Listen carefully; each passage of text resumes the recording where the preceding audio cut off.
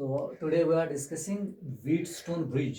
तो actually Wheatstone Bridge जो है it's an arrangement of four resistances connected in four arms of a circuit. जैसे आप देख रहे हैं जो आपके सामने सर्किट है इसमें चार रेजिस्टेंसेस कनेक्ट हैं P, Q, R and S. ठीक है, तो ये एक अरेंजमेंट है चार रेजिस्टेंसेस का और ये अरेंजमेंट यूज होता है कि अगर इन चार रेजिस्टेंसेस में से which are connected in the four arms of the circuit, इन चार रेजिस्टेंसेस में से अगर तीन किसी भी तरीके से मालूम हो तीन रेजिस्टेंसेस तो चौथी रेजिस्टेंस को हम मालूम कर सकते हैं. ठीक है, तो इसका मतलब है कि जनरली हम व्हीटस्टोन ब्रिज अप्लाई करते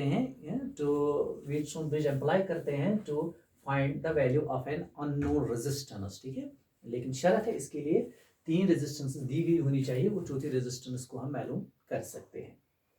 ओके, तो ये जो अरेंजमेंट है ये डेवलप किया है चार्ल्स एफ व्हीटस्टोन ने.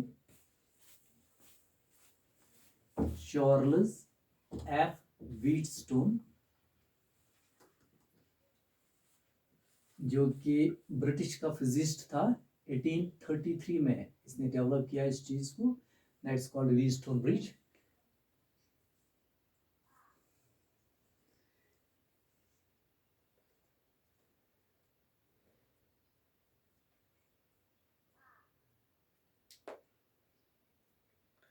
हाँ, तो एक्चुअली हम व्हीटस्टोन ब्रिज की बात कर रहे हैं. तो Wheatstone bridge it is an arrangement of four resistances connected in the four arms of A circuit. जैसे आप देख रहे हैं P, Q, R and S. ठीक है, तो ये जो चार रेजिस्टेंसेस कनेक्ट है फोर आर्म्स में इस सर्किट के, तो ये जो अरेंजमेंट बन जाता है. तो इस चीज को डेवलप किया है चार्ल्स एफ व्हीटस्टोन ने, जो कि ब्रिटिश का फिजिस्ट था. इसको डेवलप किया 1833 में. और इस डिवाइस का सबसे बेहतरीन यूज जो है कि ये जो चार रेजिस्टेंसेस जो हमने कनेक्ट की है चार आर्म्स में, इन चार रेजिस्टेंसेस में से अगर तीन मालूम होंगी तो चौथी रेजिस्टेंस अगर वो हमें मालूम नहीं है उसका वैल्यू, तो हम उसका वैल्यू मालूम कर सकते हैं. तो जनरली हम इस व्हीटस्टोन ब्रिज को एम्प्लॉय करते हैं. If three resistances are known then the value of the fourth one can be calculated. So Wheatstone bridge को हम प्रेफरेबली यूज करते हैं to find the value of a particular unknown resistance. Okay, अब मसला है काम कैसे करता है, किस चीज पर काम करता है, कैसे हम फिर इस अननोन रेजिस्टेंस का वैल्यू मालूम कर सकते हैं.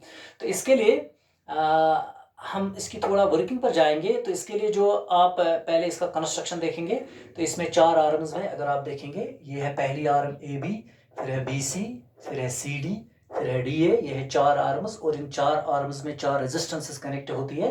फिर यहाँ पर B और D जो यहाँ पर पॉइंट्स है, इनके बीच में हमने एक गैल्वानोमीटर को कनेक्ट किया है. Galvanometer a very sensitive device जो करंट मेजर करने के लिए हम इस्तेमाल में लाते हैं. तो यहाँ पर एक की है, जैसे स्विच होता है तो की वैसा ही काम करता है. इट इज कॉल्ड गैल्वानोमीटर की. दैट्स मैंने G इसके साथ लिखा है, छोटा G. यहाँ पर भी एक की है, इसको हम बैटरी बोलते हैं, बैटरी की है. तो गैल्वानोमीटर जो है ये गैल्वानोमीटर की है और जो बैटरी मैंने यहाँ लगा दी ये बैटरी की है. ओके, तो इसके बाद अगर आप देखेंगे ये जो सर्किट हम यहाँ पर बना रहे हैं जिसको व्हीटस्टोन ब्रिज हम बोल रहे हैं, तो यहाँ पर अगर आप देखेंगे जो करंट यहाँ से निकलती है इस बैटरी से जो हमने यहाँ कनेक्ट की है, इसी जो करंट निकलती है that is I. Late me suppose it. तो करंट चूंकि स्टार्ट होती है from the positive terminal of the battery, तो यहाँ से स्टार्ट होगी करंट I. और ये करंट जब जंक्शन A पर पहुंच जाएगी तो अननोन्स को कम करने के लिए हम हर जंक्शन पर किरचॉफ का पहला लॉ यूज करेंगे. किरचॉफ फर्स्ट लॉ जो बात बताता है that incoming current equals outgoing current. सही बात है.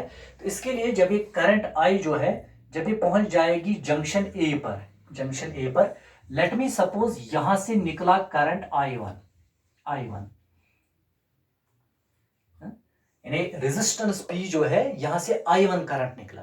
तो सीधी बात है पॉइंट A पर टोटल करंट पहुंची I, निकली करंट I1.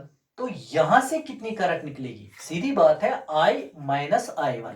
तो यहां से करंट निकलेगी I that is minus I1. देखिए आप, तो किरचॉफ का फर्स्ट लॉ मैंने यूज किया at the junction A that incoming current equals outgoing current. Simple बात है, मान लेते हैं टोटल करंट यहाँ 9 एम्पियर पहुंच गई.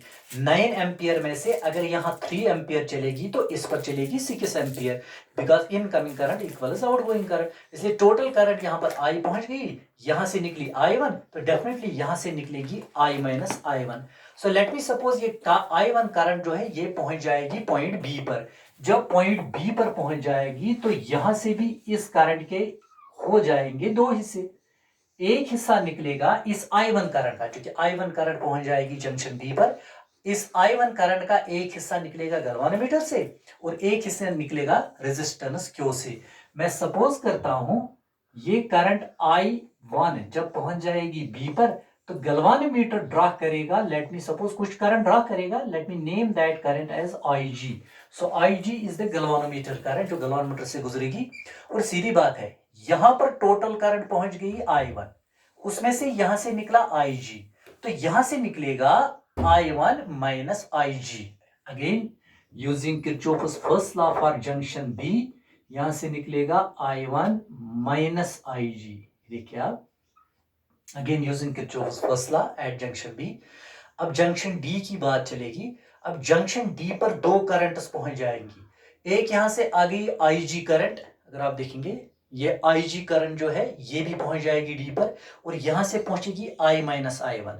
सो incoming current equals outgoing current. हम देखेंगे इनकमिंग करंट टोटल कितनी आएगी पॉइंट डी पर, वही फिर आउटगोइंग करंट भी होगी। सो एक तो करंट उधर से आएगी IG, फिर यहां से करंट आ गई I माइनस I1। तो इसलिए टोटल करंट पहुंच जाएगी पॉइंट डी पर, टोटल इनकमिंग करंट पहुंच जाएगी IG plus I minus I1 और यही डी पर करंट निकलेगी बाहर, because incoming current equals outgoing current. तो सीधी बात है, यहां पर जो करंट बाहर निकलेगी वो निकलेगी, क्योंकि यहां इनकमिंग करंट जो है इस पॉइंट डी पर वो ये है, तो यहां से आउटगोइंग करंट भी यही होगी, that is IG minus plus I and minus I1। देखिए आप, ये वाली, तो ये आउटगोइंग करंट होगी। और अब पॉइंट सी की बात करेंगे, तो पॉइंट सी पर जो है, पॉइंट सी पर यहां पर दो करंट्स पहुंचती है। एक पहुंचती है जो बी से आ रही है करंट, ये एरो आप देख सकते हैं I1 माइनस IG, और यहां डी से भी करंट आ रही है पॉइंट सी की जानिब। तो दो करंट्स आ रही है पॉइंट सी की जानिब, एक बी से एक डी से। सो हम देखेंगे टोटल करंट कितनी आ जाएगी पॉइंट सी पर। जो टोटल करंट सी को अप्रोच करेगी वही लीव भी करेगी। इससे हमें कंफर्म भी हो जाएगा किरचॉफ का फर्स्ट लॉ। तो लीव करंट करता है I पॉइंट सी से, और इनकमिंग करंट जो है पॉइंट सी की जानिब वो भी I होनी चाहिए, वो हम यहां से प्रूव करेंगे। तो टोटल करंट जो सी की जानिब आ जाती है वहां से आ जाती है I1 माइनस, ये आप देख सकते हैं पॉइंट सी पर जो करंट आ जाती है बी से आ जाती है I1 माइनस IG, और यहां डी से जाती है सी की जानिब IG plus I minus I1। This is the total current approaching point C. तो total current, this is total current approaching point C, here minus I1 and plus I1 goes, minus IG plus IG goes. So total incoming current is I, total incoming current towards C is I. You see total outgoing current is also I. So that is confirmed first law at junction C also. Okay. तो हमने different branches में आपको दिखा दी कि currents कैसे चलेंगी इस Wheatstone bridge में। अब व्हीटस्टोन ब्रिज जो है ऑपरेट जब हम ये करते हैं तो एक्चुअली हम किरचॉफ का सेकंड लॉ यूज करेंगे। पिछले लेक्चर में आपने देखा किरचॉफ का सेकंड लॉ हम कैसे यूज करते हैं, तो हम किरचॉफ का सेकंड लॉ यूज करेंगे क्लोज मेश में। आपको बताता हूं ABDA। So this is a close mesh using Kirchhoff's second law for mesh का नाम मैं आपको बताता हूं, मेश है ABDA। तो अब आप अवेयर है कि हम कैसे किरचॉफ का सेकंड लॉ यूज करते हैं क्लोजर मेश। इसके लिए सीधी बात है, यहां हमें A से B जाना है, तो जो वोल्टेज आ जाएगी I1 इंटू P वो नेगेटिव आएगी, because we are proceeding in the direction of the current. ठीक है, so that is minus I1 minus I1P। फिर हमें B से जाना है यहाँ D तक। आप याद रखिए करंट चलती है यहाँ IG, क्योंकि ये गैल्वानोमीटर है, तो गैल्वानोमीटर की जो अपनी रेजिस्टेंस है वही मैंने दिखाई G से, तो इसलिए G will act as a resistance because galvanometer will act as resistance. And let me suppose this capital G is the resistance offered by the galvanometer. So IG current है, G resistance है, so यहाँ voltage आ जाएगी IGG plus IGG अभी plus आएगा कि minus आएगा, ये फिर से माइनस आएगा, प्लस नहीं आएगा, because we are again proceeding in the direction of the current. अगर आप एरो देखेंगे, ठीक है, फिर हम डी पर पहुंच गए, और जब हम डी पर पहुंच गए तो फिर हमें डी से ए तक जाना है, और यहाँ हमें इस करंट के अगेंस्ट जाना है, इसलिए जो यहाँ वोल्टेज आ जाएगी वो पॉजिटिव आ जाएगी। तो यहाँ पर जो वोल्टेज आ जाएगी पॉजिटिव आ जाएगी अकॉर्डिंग टू साइन कन्वेंशन, और वोल्टेज आ जाएगी product of current and resistance in the branch.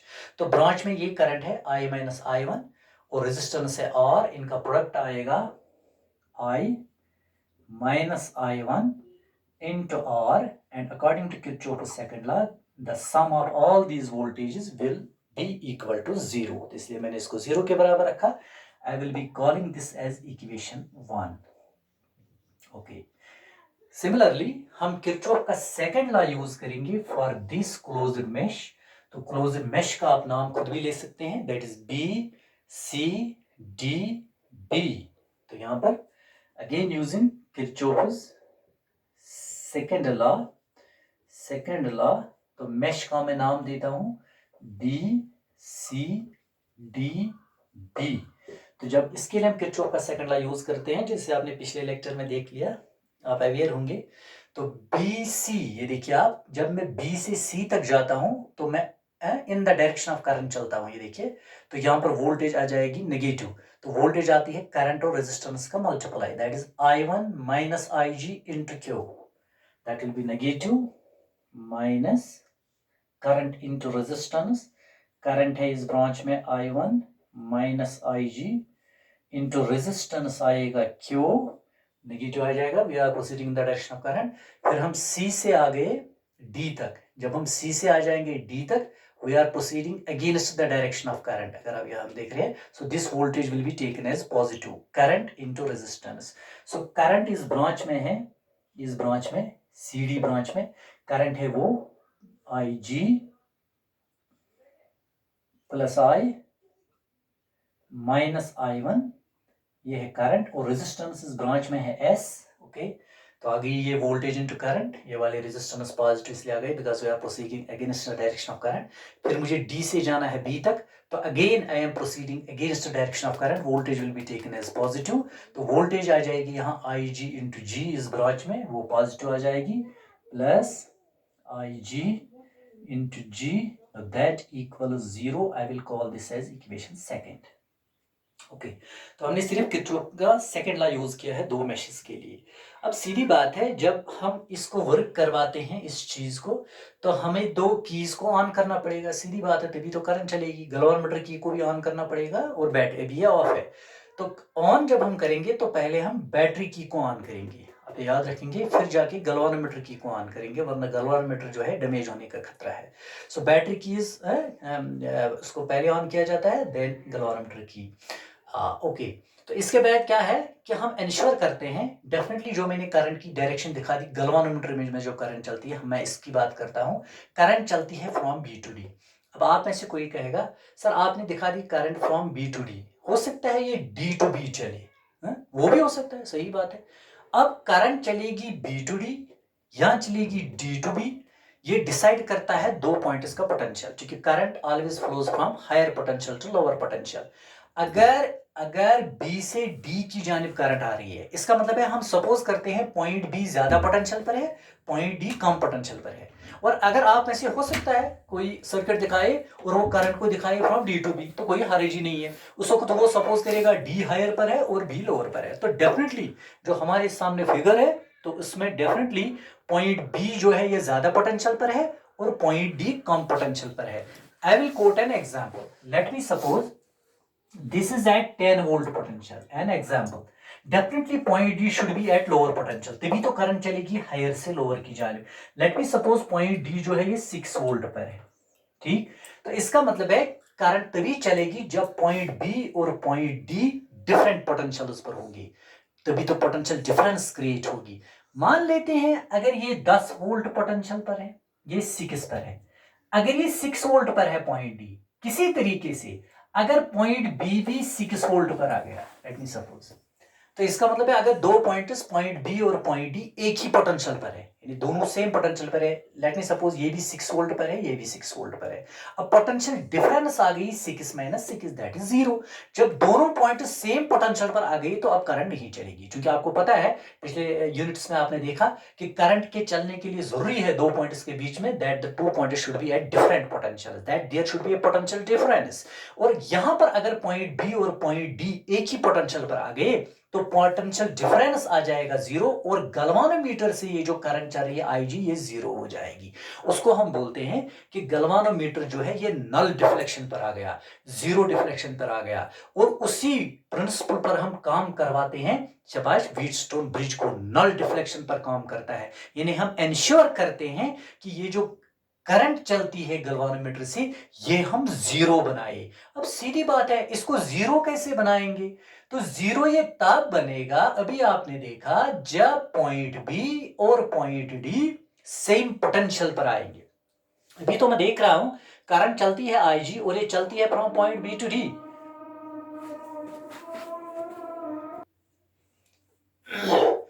तो किरचॉफ का सेकंड लॉ है वो हमने इन दो मैशेस के लिए यूज किया जो आपने देख लिया यहाँ पर। तो अब अभी मैंने बता दिया आपको, जो करंट मैंने दिखा दी यहाँ पर, जो गैल्वानोमीटर में करंट चलती है आईजी, मैं इसका बात कर रहा हूँ, ये बी टू डी चली है। अब बी टू डी क्यों चली, इसका मतलब ही है कि बी होगा हायर पोटेंशियल पर, डी होगा लोअर पोटेंशियल पर, क्योंकि पोटेंशियल डिफरेंस का होना जरूरी है। सही। इसके बाद अगर मैं आईजी को 0 बनाना चाहता हूँ, मतलब अभी मैंने बता दिया कि करंट गैल्वानोमीटर से कब 0 निकलेगी, जब 0 करंट गैल्वानोमीटर से चलेगी हम बोलते हैं गैल्वानोमीटर ने नल डिफ्लेक्शन दिखा दी, 0 डिफ्लेक्शन।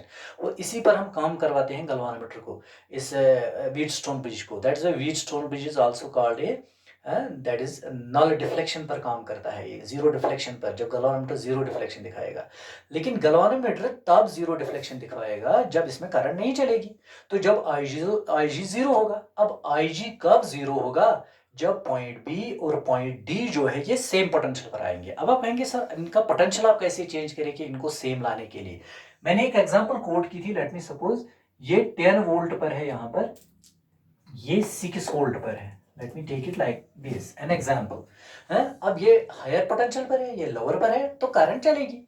जब तक पॉइंट डी और पॉइंट बी का पोटेंशियल एक ही नहीं आ जाएगा तो तब तक गैल्वानोमीटर करंट जो है ये 0 नहीं बनेगी। अब मुझे पॉइंट बी और पॉइंट डी का पोटेंशियल एक जैसा करना है, इसके लिए दो सूरतें हैं।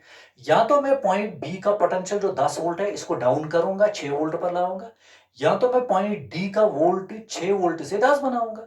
अब ये कैसे मुमकिन होगा? ये बात मुमकिन होगी जो 4 रेजिस्टेंसेस हमने कनेक्ट की है इस ब्रिज में, P, Q, R और S, इन रेजिस्टेंस को अगर हम वेरी करेंगे, इनमें से कुछ को वेरी करेंगे या सबों को वेरी करेंगे, रेजिस्टेंस वेरी करने से पोटेंशियल पर फर्क पड़ता है। जैसे मैं आपको एक एग्जांपल देता हूं, एक एग्जांपल जल्दी, late me suppose point A जो है ये late me suppose it like this कि पॉइंट ए जो है ये 10 वोल्ट पर है, एक एग्जांपल। डेफिनेटली पॉइंट बी जो है ये इससे कम वोल्टेज पर होगा, लेट मी सपोज 8 वोल्ट पर है, क्योंकि फिर ही करंट चलेगी ए टू बी जो मैंने दिखा दिया यहाँ पर। अब यहाँ पर अगर 10 वोल्ट का करंट है, यहाँ पर 8 वोल्ट क्यों है? तो इसका मतलब है पोटेंशियल में ड्रॉप आ गया, और डेफिनेटली जब करंट चलती है रेजिस्टेंस में तो पोटेंशियल का ड्रॉप आना जरूरी है। इसके लिए मैं एक एग्जाम्पल कोट करता हूँ, लेट मी सपोज यहाँ पर ये जो रेजिस्टेंस है ये 1 ओम की है, आप ये नोट नहीं करना, ठीक है, आप ऐसे ही देख लेना। ये जो रेजिस्टेंस है ये 1 ओम की है। लेट मी सपोज इसमें से करंट जो चल रही है I1 जो है ये 2 एम्पियर का है। जब 2 एम्पियर का करंट चलेगा 1 ओम रेजिस्टेंस में से, according to Ohm's law potential जो ड्रॉप होगा that will be I into R। अब करंट चूंकि 2 है, 2 एम्पियर, रेजिस्टेंस है 1 ओम, तो वोल्टेज ड्रॉप होगा 2 वोल्ट का।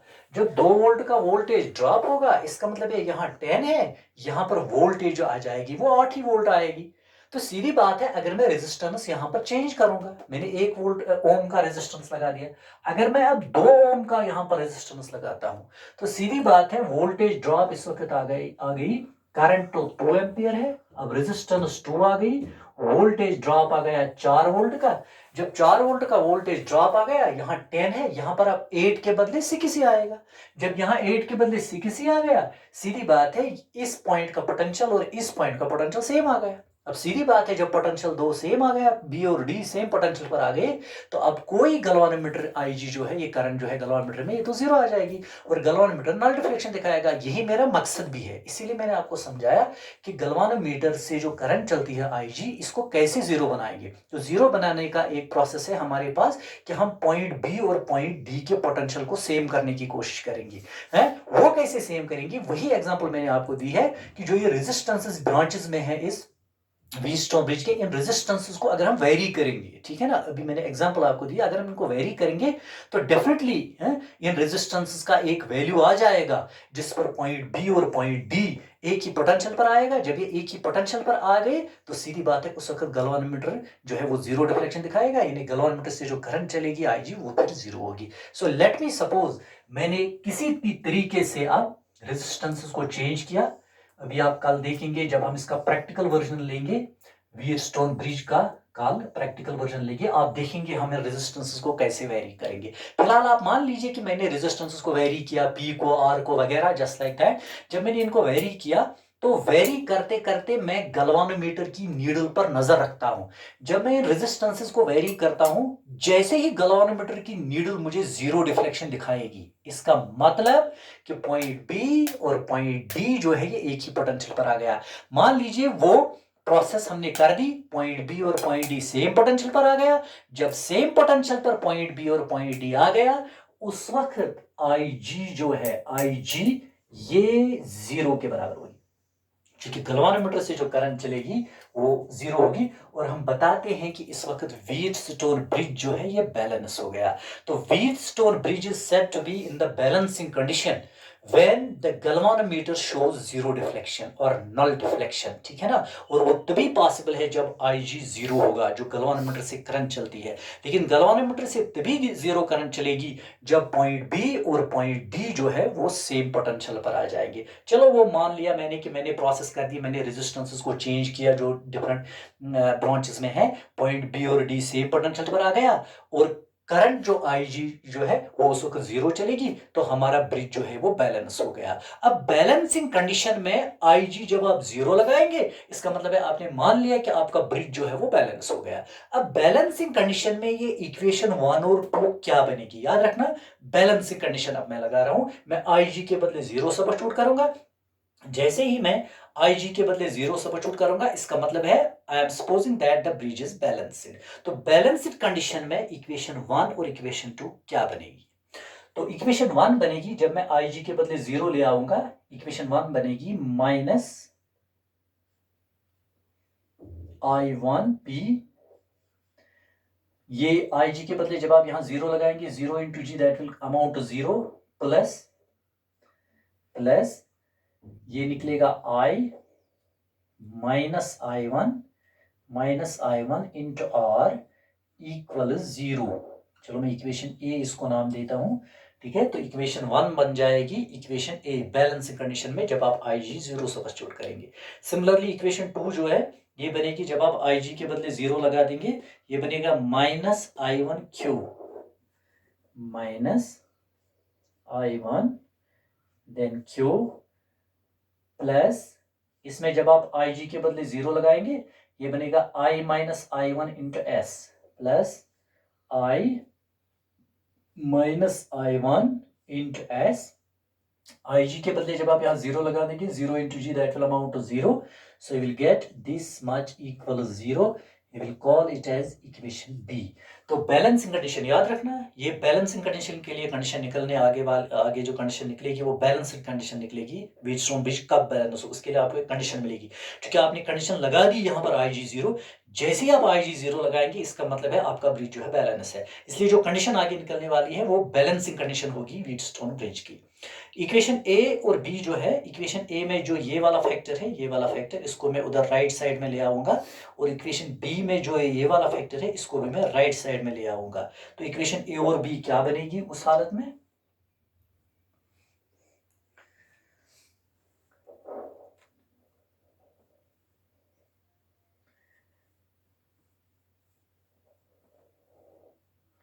So equation A and B will become minus times I1P, ये इक्वल, इस फैक्टर को मैं राइट साइड में ले आऊंगा, ये प्लस के बदले उधर माइनस बनेगा, minus I minus I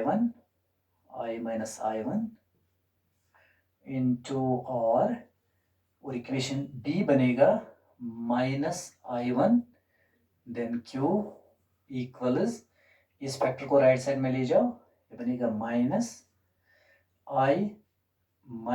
I one into S. अब ये जो दो इक्वेशंस बन गई, let me name them as C and D.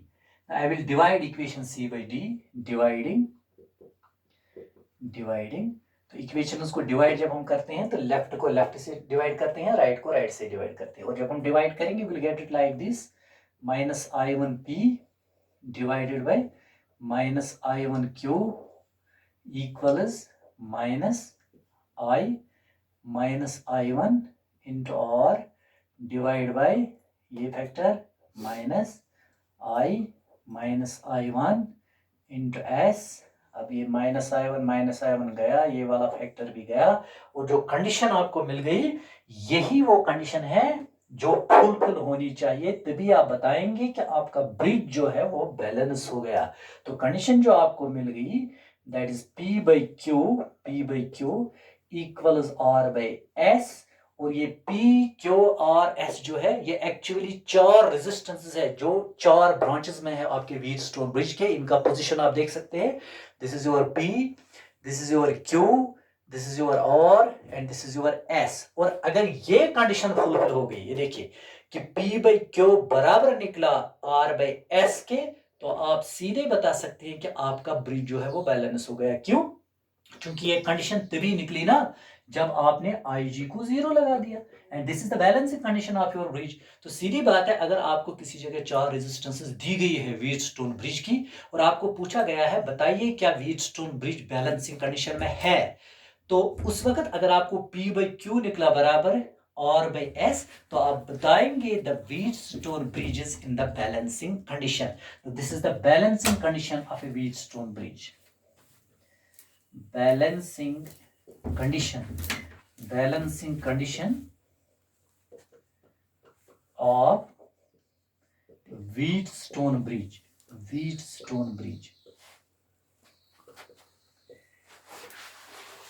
तो ये जो डिवाइस आपके सामने है जिसको हमने व्हीटस्टोन ब्रिज बोला, तो इसका कंस्ट्रक्शन भी आपने देखा क्या है, और इसका मेन यूज जो है वो यही है कि इसमें अगर चार रेजिस्टेंसेस में से जो आप यहाँ देख रहे हैं जो इन्वॉल्व होती है in the four arms of the bridge, इन चार रेजिस्टेंसेस में से अगर तीन दी गई है किसी भी तरीके से, for example P Q R दिया गया है, तो आप S को मालूम कर सकते हैं। तो कोई भी तीन रेजिस्टेंसेस अगर दी गई है, चौथी रेजिस्टेंस को आप मालूम कर सकते हैं। सो मेनली व्हीटस्टोन ब्रिज हम यूज करते हैं to find the value of an unknown resistance if other three resistances are given.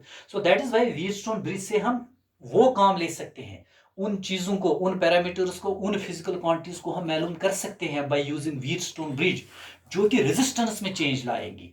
जैसे आपको पता है कि टेम्परेचर जो है वो रेजिस्टेंस में चेंज लाता है। जब टेम्परेचर रेजिस्टेंस में चेंज लाता है तो temperature can be measured by using Wheatstone bridge. Humidity resistance में चेंज लाती है, स्ट्रेन रेजिस्टेंस में चेंज लाता है। तो जो भी चीज रेजिस्टेंस में, वाटर लेवल जो होती है वो रेजिस्टेंस में चेंज लाती है। इसलिए वाटर लेवल को हम मालूम कर सकते हैं बाय यूजिंग व्हीटस्टोन ब्रिज। ठीक है, टेम्परेचर को हम मालूम कर सकते हैं, ह्यूमिडिटी को हम मालूम कर सकते हैं। तो जो भी कोई फिजिकल क्वांटिटी चेंज लाएगी इन द रेजिस्टेंस, उसको आप मालूम कर सकते हैं by using Wheatstone bridge. That's why it is a very important device. और कैसे हम मालूम करेंगे वो अननोन रेजिस्टेंस, उसके लिए चार रेजिस्टेंस में से तीन का मालूम होना जरूरी है, और वो चौथी रेजिस्टेंस आप मालूम कर सकते हैं। So this concludes the topic Wheatstone bridge. तो लास्ट पर मैं आपको एक न्यूमेरिकल प्रॉब्लम दे देता हूं, तो वो आप नोट करेंगे, और वहां पर जो पैरामीटर आपको निकालना है वो आप निकालने की कोशिश करेंगे। तो आप ये नोट करेंगे, ये numerical problem in the Wheatstone bridge. आप लिखिए, इफ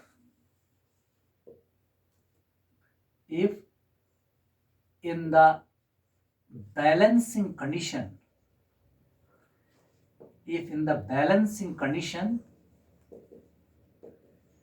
इसका मतलब है कि मैंने मान लिया ब्रिज जो है वो बैलेंस है। If in the balancing condition P equals 10 ओम, मान लेता हूं ये जो P रेजिस्टेंस है 10 ओम की है, Q इक्वल्स 20 ओम, Q जो है 20 ओम की है, और इक्वल्स R जो है ये लेट मी सपोज 40 ओम का है, 40 ओम, तो आपको S मालूम करना है, S कितना होगा, ठीक है ना। तो चूंकि ब्रिज बैलेंस है, एज ब्रिज इज बैलेंस, क्योंकि ऊपर दिया गया है एज ब्रिज इज बैलेंस्ड, तो जब ब्रिज बैलेंस होता है तो P बराबर P बाई Q बराबर होता है R बाई S है। तो मुझे S चूंकि निकालना है तो S जो है ये यहां पर आएगा, तो यू विल गेट S, और ऐसे भी आप कर सकते हैं क्रॉस में, PS इक्वल्स QR, और S जो है ये बराबर निकलेगा QR divided by P, which implies S resistance जो है ये बराबर निकलेगी Q और R आपको दिया गया है, Q जो है ये 20 है, Q 20 है, और R जो है ये आपको दिया गया है 40 है, 40 डिवाइडेड बाय P, तो P जो है आपको दिया गया है 10 है, 10, so it will be 10 1s are 10 2s are, तो आपको अननोन रेजिस्टेंस मिल गई, दैट इज 80 ओम। तो इस तरह आप देख सकते हैं कि व्हीटस्टोन ब्रिज से हम अननोन रेजिस्टेंस कैसे मालूम करेंगे। सो that is all for this Wheatstone bridge, thank you.